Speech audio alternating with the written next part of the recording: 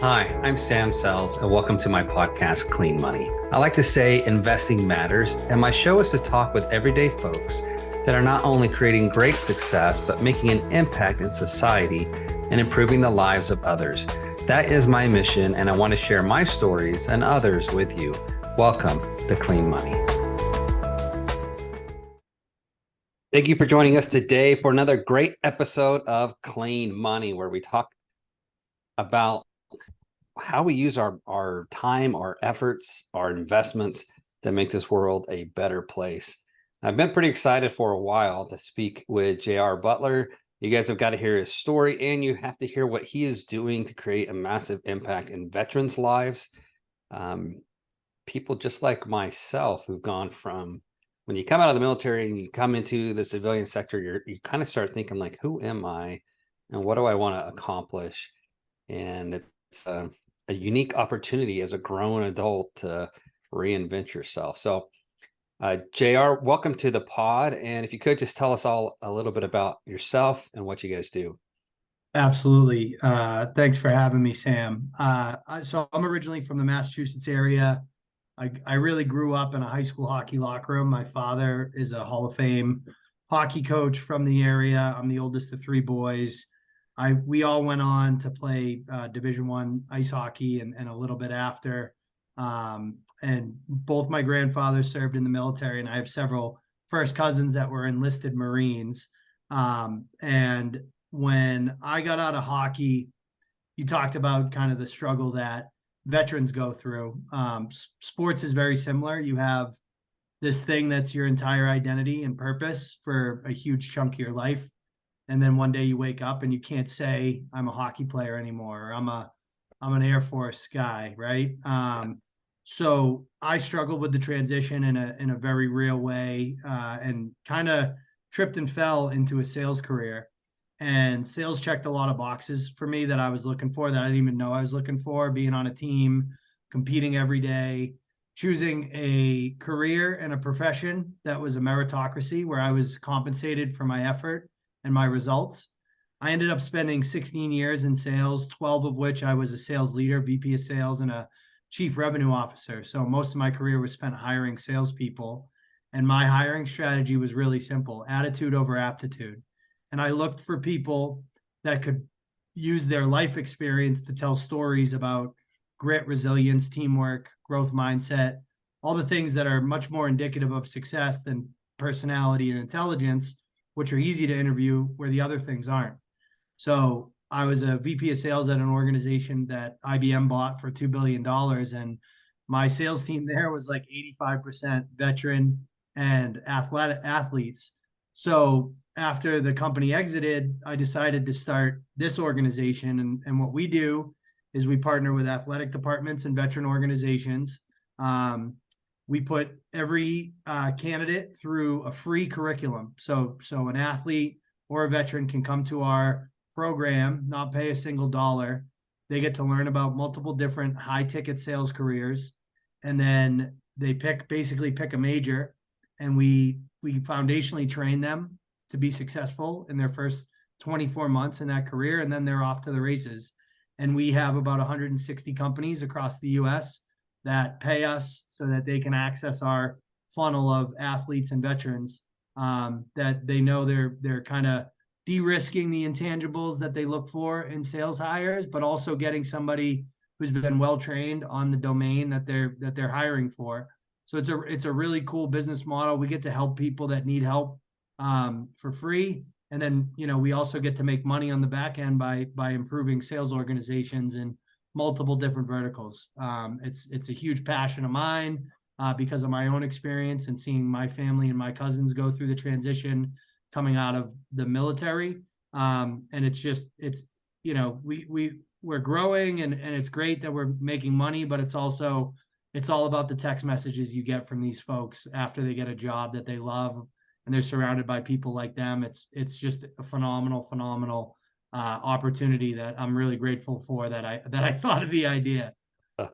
Yeah, that's awesome. Yeah, I find this interesting because my sales guys I have right now, either one, they're veterans, or two, D1 athletes, former D1 athletes. And I just, it's so interesting, learning more about yourself and what you guys do. And I'm like, man, these guys you guys figured it out a long time ago.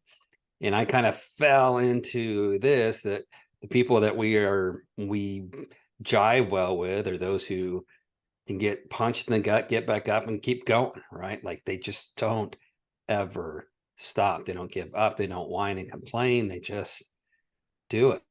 And we laugh about the struggles in life, and you just keep fighting. You lose a game, you don't quit. You're not over, right? You just keep going. And so it's just the grit, determination, the resiliency. Not that these are the only folks that have that clearly, but it's they've been through a lot. D1 athletes have been through a lot of failure and still know how to win, right? Interesting. That's just incredible. So tell me about so you have all these different companies that are coming to you looking for new hires. How are you finding students? So it's the way I think about the business is we're kind of like a marketplace business, right? On one side, we have supply, which are all these athletes and veterans. And then on the other side, demand, which are jobs. The way that we have focused on supply is essentially threefold. We've worked really hard to build a good social media following, and we get probably about 33% of our candidates come just organically through those channels. The second and probably largest opportunity is through partnership. So we work with groups like Soft Support, the Honor Foundation, Future SEAL Foundation, and then dozens and dozens of athletic departments and players associations like Major League Soccer. And then the third track is through referrals, right? You help a guy or a girl who played a sport at a specific school. They're going to send their teammates or their loved ones, their significant others, maybe play a different sport, and then, hey, my girlfriend's teammate is looking for a job. So we've only been around for 18 months, but we've helped over 300 athletes and veterans get jobs in our own network. And because they don't pay for our training, there's no obligation for them to wait for us to get them interviews. So we've had another 200 or 300 that we positively impacted and gotten careers into these different sales verticals. So we're always looking to increase supply because we do have a very high attrition rate, which I actually like. So about 75% of the folks who start our program never finish it. And I think there's two reasons for that. One is we're very transparent about what they're signing up for from a sales perspective, right? I think sales is this unique profession that's like, you got to kind of walk the line of stigma, meaning half people think they hear sales and they think of a used car salesman. Right. The other half hear sales and they're like, oh, I can make, especially in tech sales where I grew up, oh, I can go make 200 grand and I don't have to work that hard. And the reality is like neither of those things are true. One, right. Business to business sales, as you know, Sam, is more of a consulting job than like lying, pitching products and high pressure tactics. And right. Yes, you can make a lot of money, but you do have to work really hard to get to that point in your career, especially these entry-level jobs are kick in the teeth type of roles. So we do a good job of balancing that. So we lose a lot of people because we're honest. And then the second reason is people hear about it and they're like, that's not for me. And that's a good thing. I wish if it was up to me, Sam, we would be able to show them every career that's out there and allow them to pick and really, truly understand what does it mean to be a doctor or a lawyer or work in investment banking or whatever. But we're trying to just focus on sales and be really educational and informational on what the opportunity is there and how to take advantage of the opportunity. That's just incredible. So I work in commercial real estate, and one of the biggest things that we do with folks is just like new folks who are interested in getting into commercial real estate is just tell them like these are the different paths you can take. because people get sucked into the same thing, like, oh, I'm going to make $1 million, and you can, but it's not easy. Or they saw some other program, oh, you follow these 3 steps and you can buy all this stuff. I'm like, yeah, you follow those 3 steps, you buy all that stuff. What they don't tell you is you'll lose all that stuff and go bankrupt 2 years later. So don't follow those 3 steps, because if it's simple, it's not. It's idiocy to take something that's very complicated and pretend that it's a simple 3-step process. And it's understanding where you can go and how to get there is, to me, it's like,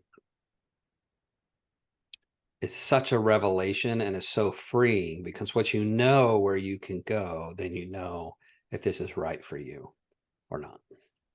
Totally. Totally And agree. yeah, uh, so much time in my life has been focused on, like, I'm not even sure where we got to go. Right. And I don't know where this road ends, but we're just going to keep going down it. Yeah, yeah.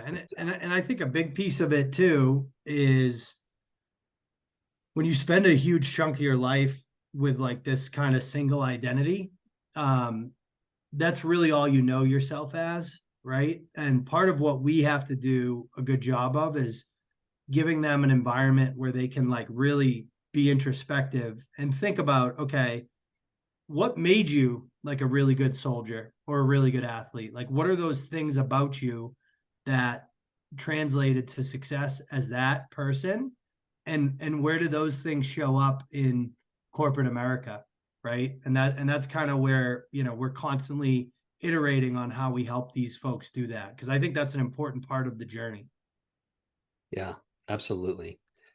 So I have connections. I'd love to make some introductions for you to get into rooms with hundreds of transitioning soldiers, sailors, men, soft, non-soft folks.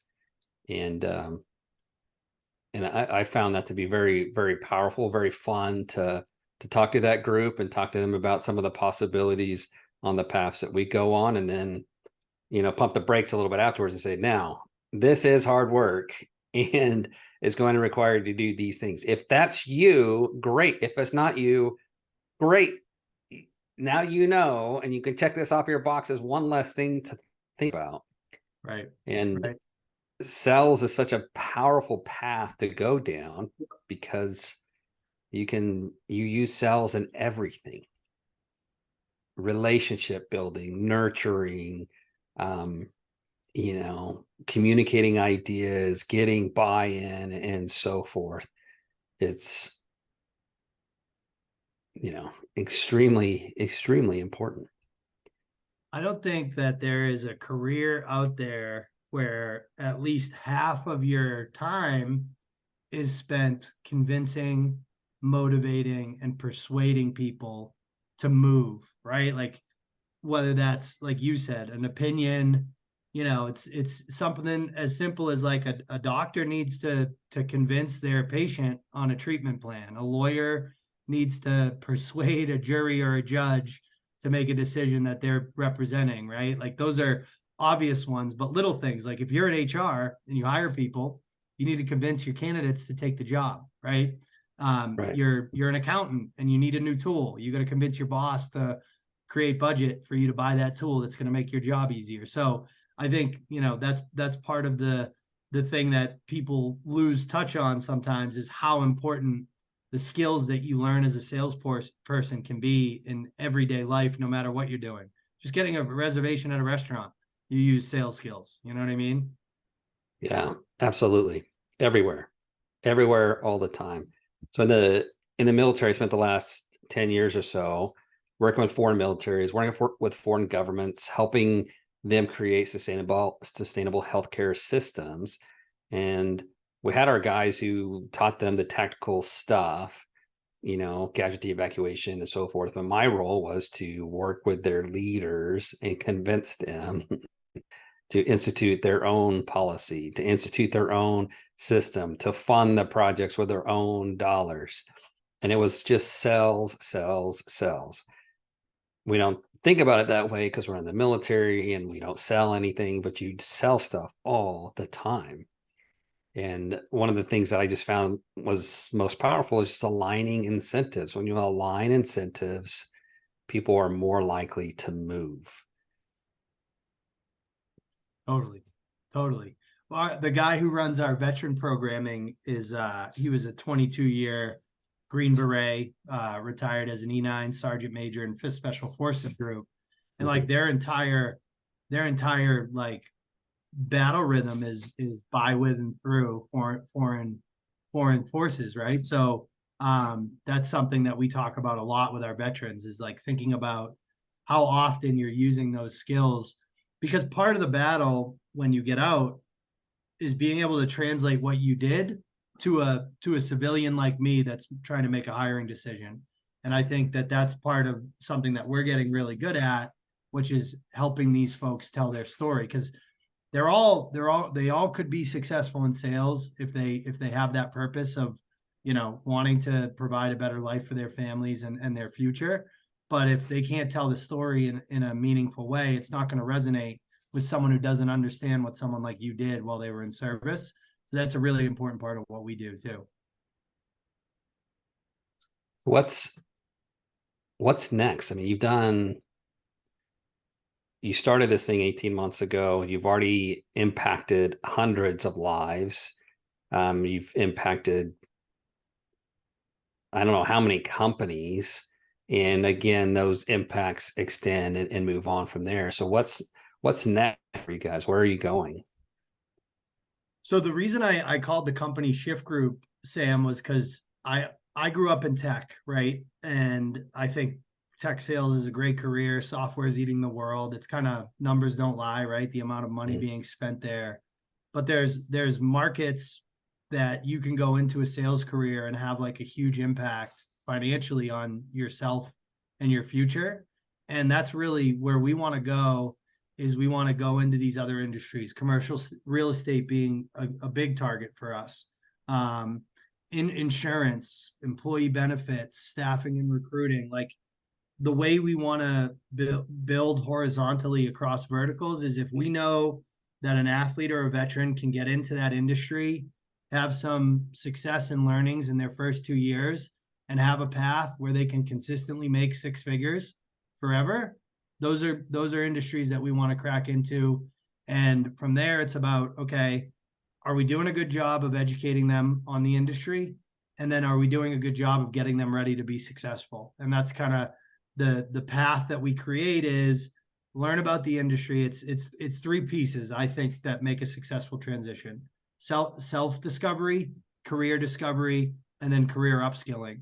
So the way that we're going to be able to impact the thousands of people that we want to is we have to get good at those 3 things. We have to get good and better every day at like giving these folks a place to do self-discovery, career discovery, and then the way we train them for the domain they choose has to be different than what they can go get out in the street, right? And we think we've done that in tech.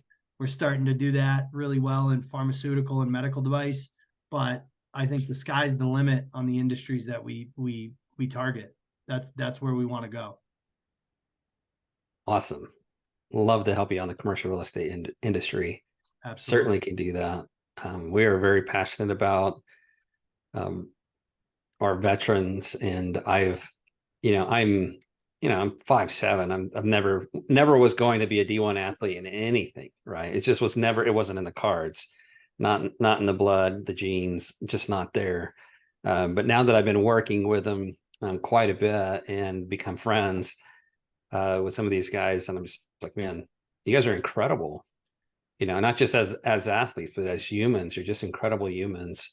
And their motivation, their willingness to just go out and push has been phenomenal. And it's been quite a learning experience for me. So what's your big vision? Like, where, as you're getting into each one of these industries, where are you in 10 years or 20 years? Where is Shift Group?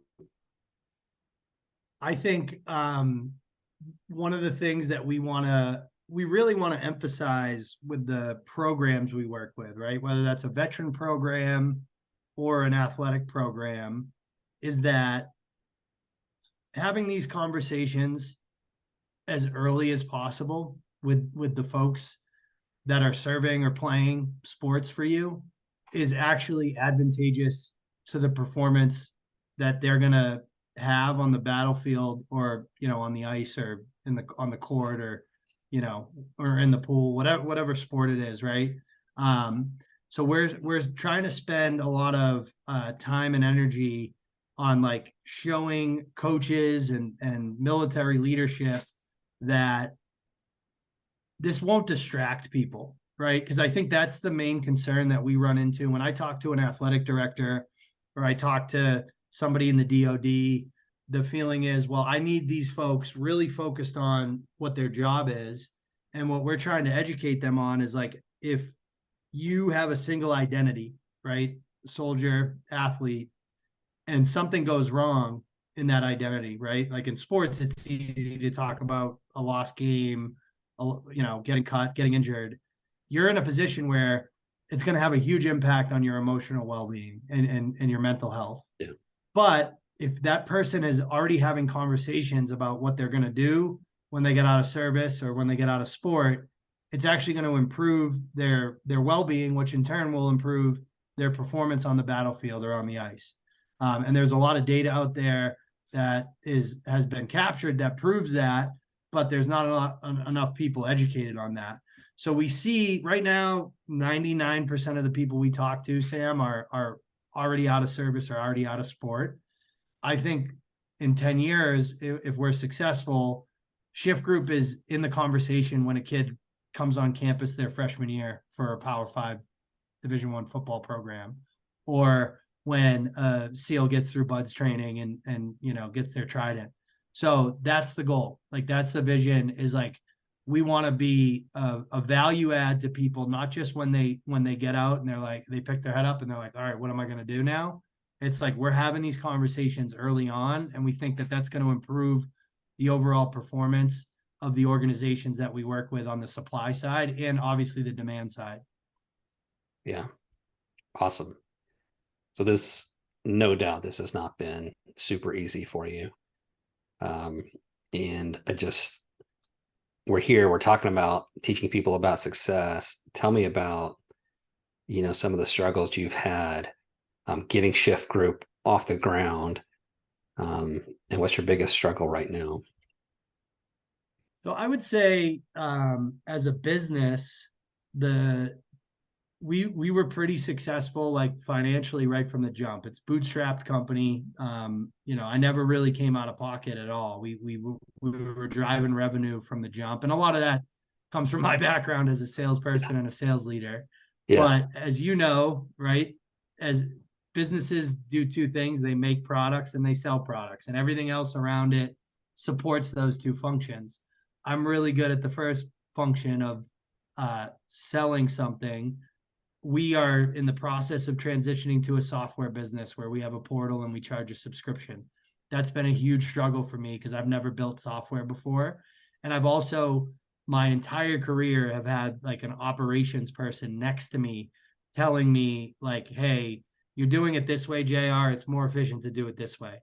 So it's like we're kind of muscling through a lot of those struggles as a business as we grow. We went from just me to 9 or 10 people on the team. And like, we're still operating like it's just me, and they're doing a lot of the same things I was doing as an individual when I started the company. And that's not like what got us to $2.5 million isn't going to get us to $25 million. So the biggest challenge I have right now is on the operations side.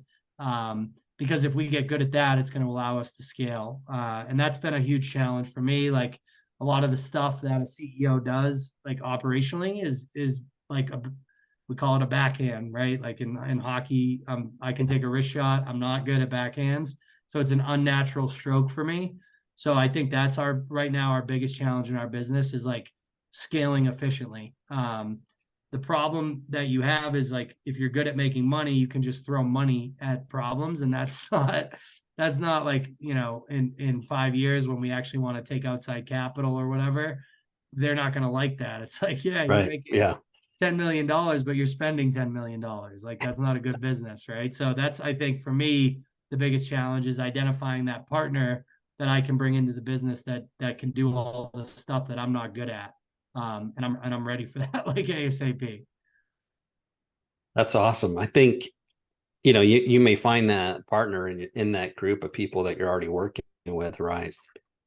Totally.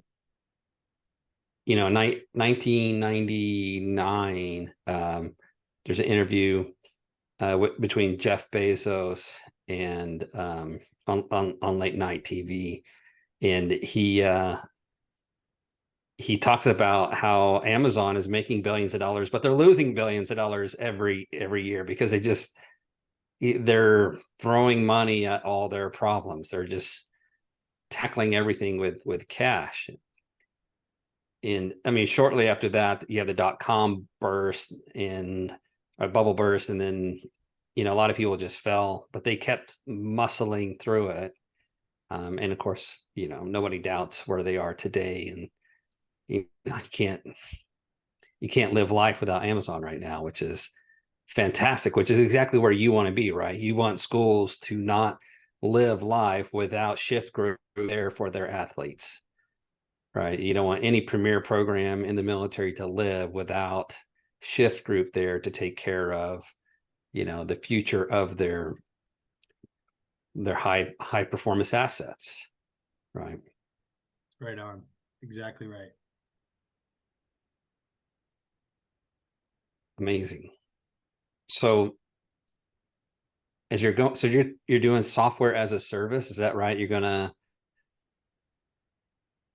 tell me a little bit more about that. What does that look like for the end user? So we the way we started the company was like we're a services business, like a staffing and recruiting firm, right? So Yeah. we signed an agreement with a company. They're like, we have 3 openings, and then we kind of just send candidates over with a resume, a write up. They interview them, and all good. Now, specifically, it was athletes and veterans, which made us unique and allowed us to sign up a lot of customers.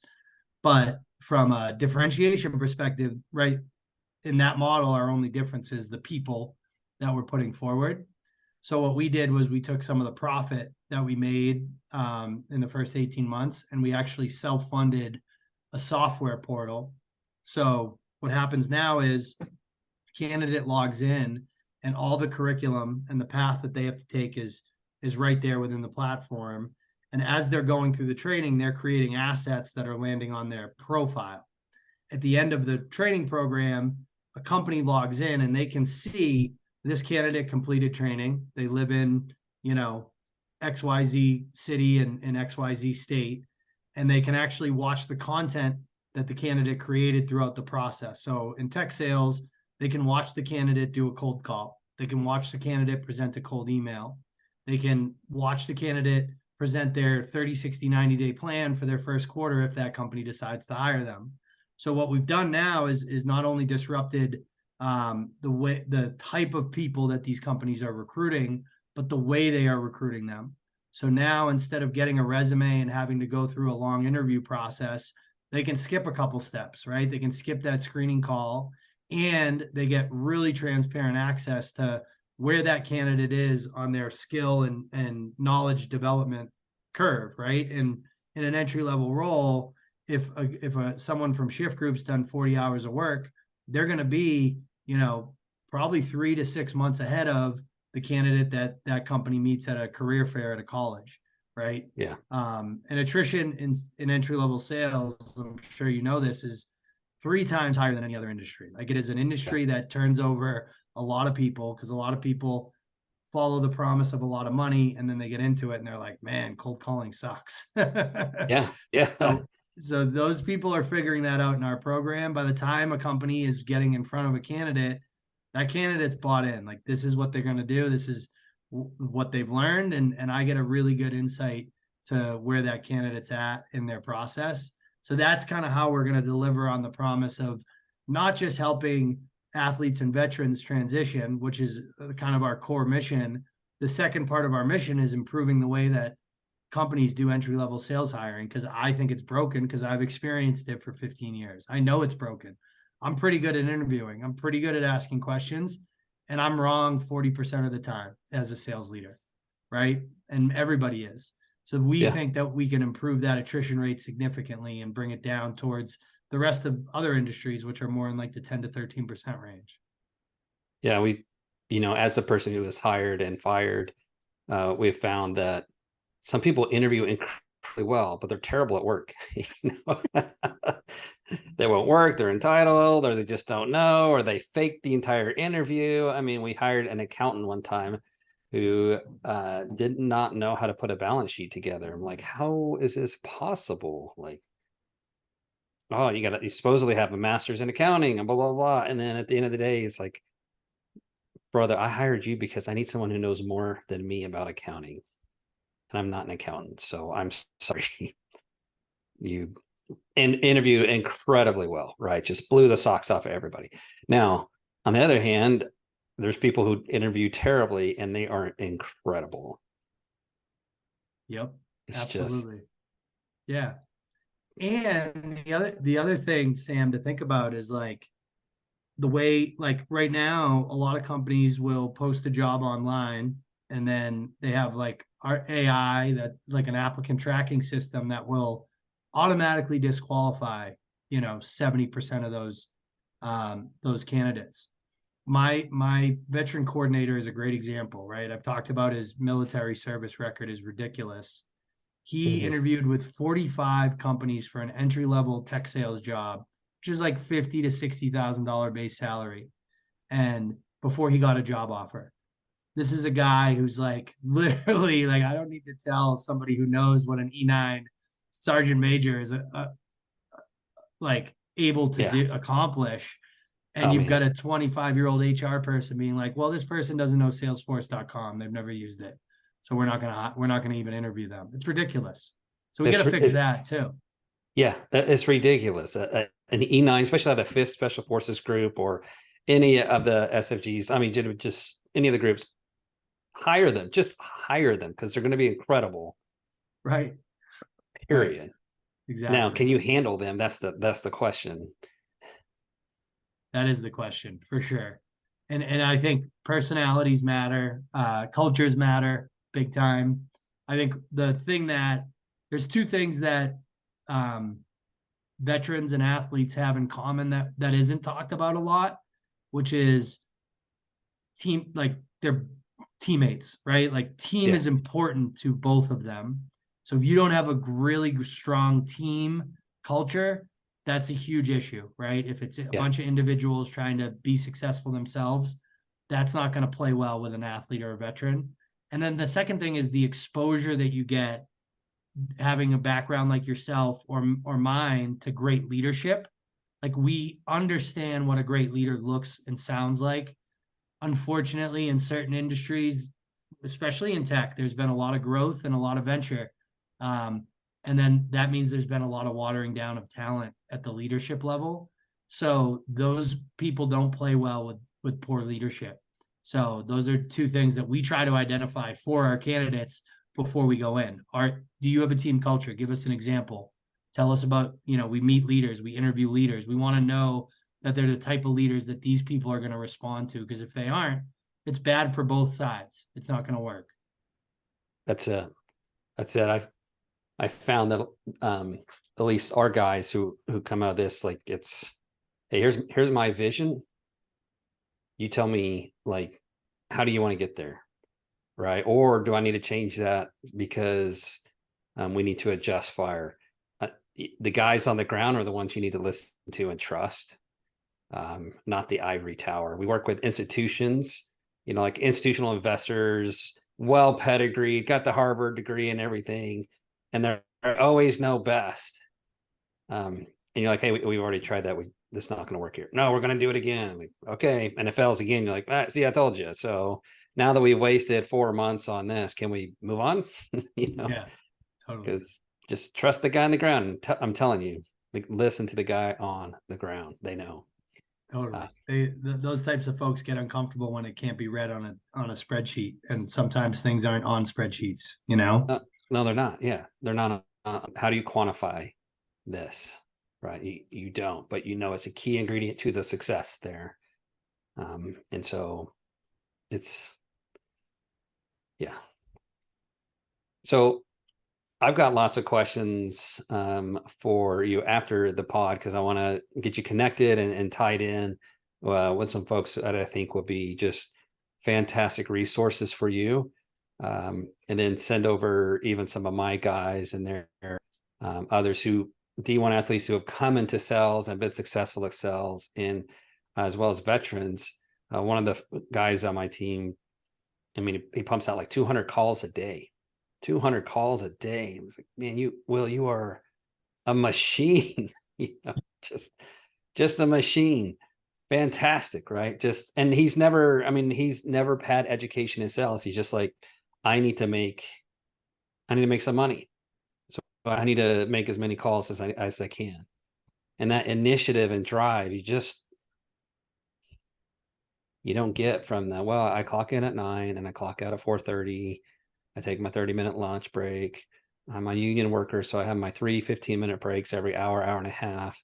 You cannot talk to me, email me, message me at all during my breaks. You know, it's like, okay, good. So you're almost useless to me. Great. We call that the union saying, right? Work slow, make the dough. Yeah, work slow, make the dough, no stress. Yeah, yeah. And the other guy, Will, you're talking about, we call those PhD candidates, poor, hungry, and driven. That's what we want. We want PhDs only. PhDs only. I love that. Poor, hungry, and driven. I grew up poor, and I know for a fact ain't nobody going to give me the keys to the kingdom, That's right? Yep. Daddy doesn't own a bank. I can't borrow a little $1 million loan from him anytime I want. You know, yeah. You're gonna make it. You're gonna make it. Yep. Myself, my team, those of us who care enough to get out there and win.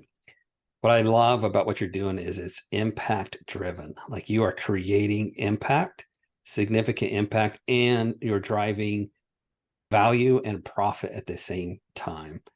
It is unfortunate in our day and age that value has often been forgotten about and impact is often forgotten about. It's only ROI, return on investment. It's only how much money are we going to make on this deal. And that is unfortunate. So thank you for doing better and being better. That's why I'm super happy to just connect you with folks who I think can really, really get you plugged in. Appreciate it, Sam. I think I'm very grateful that I get to do what I do every day. It's an awesome opportunity, and just excited to help as many people as we can. That's the mission, like you said. That's the mission. That's right. And I hope you make a ton of money in the process. Yeah, that would be good as well. Yeah. You need that cash to grease the skids and grow, right? Grow that mission, the effect, the impact. It's really, really difficult to help somebody else out when you don't have. So tell us, how has this impacted your own life personally? Changing from being in sales, where it's very much about the money, to what you're doing now, which is impact driven and results driven, clearly, but there is a financial element to it. Like, Well, what's changed for you? yeah, I think, one of the things that was unique about me as a sales leader was I always tried to really understand what drives people, because I think, the only way to get the most out of somebody is to understand what their purpose is. Like what's their why? Why do they wake up in the morning? And I think, I did it organically. Maybe it's partially because I grew up with a hockey coach as a dad, and I think my dad was really good at that. And he didn't do it in an easy environment, right? High school kids have no idea what their purpose is or what their why is. And I Right. think what's changed the most about me is when I talk to people, really trying to dig into that early on in the process, because some people are driven financially and some people aren't. and I think it's important in a sales career specifically. I think sales is the worst career in the world to make a mediocre salary, because you've got all eyes are on you. You get kicked in the teeth way more than you celebrate wins. And if you don't have that bigger why, then you're going to struggle. It's like not going to be fun. So the biggest change I think I've seen in myself is like paying a lot more attention to what makes people who they are, what's in their DNA, and why. And it can be about their military background or their sports background. A lot of the times it has nothing to do with that, right? Like a lot of the times it's like me, I used hockey to get out of a situation where, I was surrounded by people that didn't care as much about their future, and went to away to a boarding school with a lot of kids like you talked about, where their dads own banks. And Yeah. I always felt less than, because, I was cleaning rooms to make money so I could buy a sub on the weekend. So that's what drives me. So trying to get to that inside of people is something that I've noticed about myself now, paying a lot more attention to. And I think it's going to serve me well, not just in business, but, in all my relationships and interactions. Because I think it's really important to understand what drives people's motors. It's that when you understand that, then you can align incentives. You can focus direction. To me, that's a key part of leadership, is understanding what's driving your folks, and then address it, help them. Yeah. Right. They're trying to break generational poverty, help them. Right. 100%. But you also got to recognize that because they face generational poverty, their mindset about money is probably screwed up. Right. And so you have to address that, which may not be any part of your training program, but you just need to address it. Yep. Absolutely. And that's how, when you make the most of your people, what you're really saying is I am giving the most to my people. I'm helping them achieve the most. Yeah, that's really well said. I couldn't agree more. So if you're listening to the podcast, and if you are, then you're doing the exact right thing that you should be doing right now, because that's, clearly I'm invested. JR's invested. You should be invested as well. If what JR has been talking about sings to your soul, speaks your love language, and you either know somebody that JR should connect with, or you want to connect with JR, then listen up, reach out to JR right now. And JR, how should folks reach out to you? How should they find you? What's the best way? I'd say go to our website, just www.shiftgroup.io. There's an athlete registration and a veteran registration, very easy to find. Sign up and you'll hear directly from us immediately.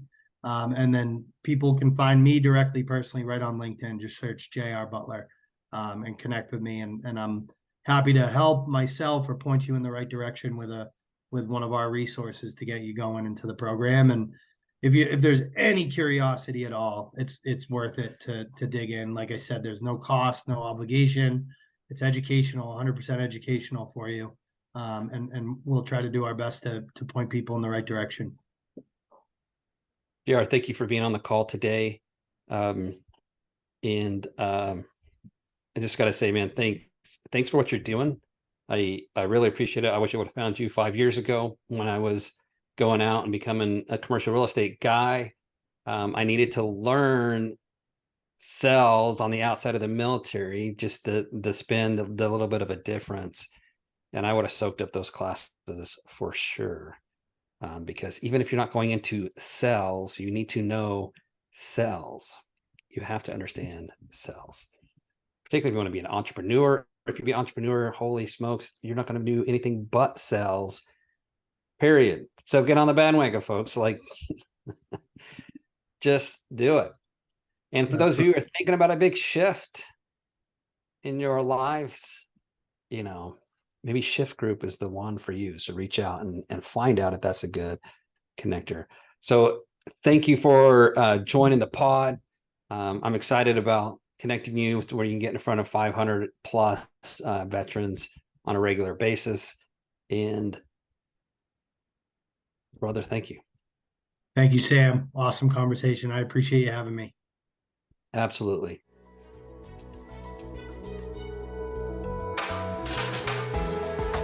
Thank you for tuning in to Clean Money, where we talk about sustainable investing that improves society. We are passionate about creating great investment returns to investors who want to use their money to make a positive social impact in the world. If you enjoyed the episode, we'd appreciate a 5-star review. And if you are interested in making your investing matter, please connect with us at wildmountaincapital.com, or you can find me, Samuel Sells, on LinkedIn, on Twitter at Sells_Samuel, on Instagram at Clean Money Sam, or on Facebook. And finally, make your investing matter.